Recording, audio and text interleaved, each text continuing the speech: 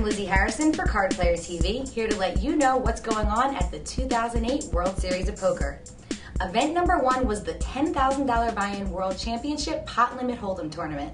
This was the first time that there was ever a Pot Limit Hold'em tournament held with such a large buy-in, and we were wondering what the field would look like. Well, the field was heavy with pros. 352 of them turned out, and that built a first place prize of just under $800,000. Now, of the 352 players who ponied up the money for the tournament, 84 of them were already World Series of Poker bracelet owners, so definitely a tough field. And that is definitely reflected in the final table. Andy Block is there, as is Mike Sowers, Ninad Medic, Amit Makija, Chris Bell, Phil Locke, Kathy Liebert, Patrick Antonius, and Mike Sexton.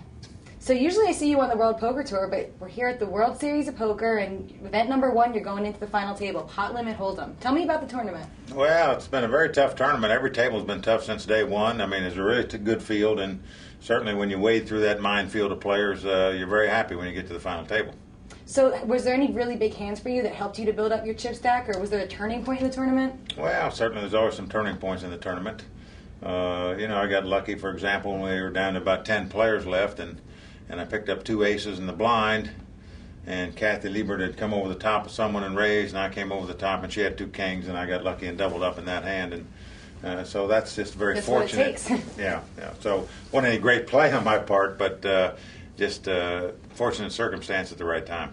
Well, this was a great event. I mean, it had 352 players that each put up the $10,000 buy-in. Did you expect the field that large for the new champion? I did. I thought there might be 400 players, honestly. Really? But, so many European players can't come to the World Series for a couple more weeks because they just can't stay 6 weeks here.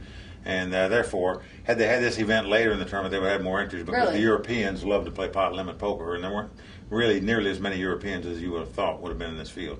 Well, these days everyone's playing no limit hold'em. What makes pot limit hold'em different? Well, the biggest difference is there's no antes. Okay. And what that means is people play a little more conservative by nature because when they don't feel they have anything invested in the pot, by meaning an ante, they don't go after the pots as much and they don't defend the pots as much.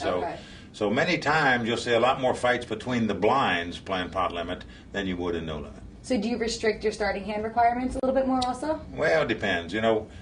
Who's at the table, what kind of mood they're in, who's a defender of the blind, who's not. You pick your spots to go after blinds when you're playing pot limit. So, it just depends on the situation at the time, how you feel.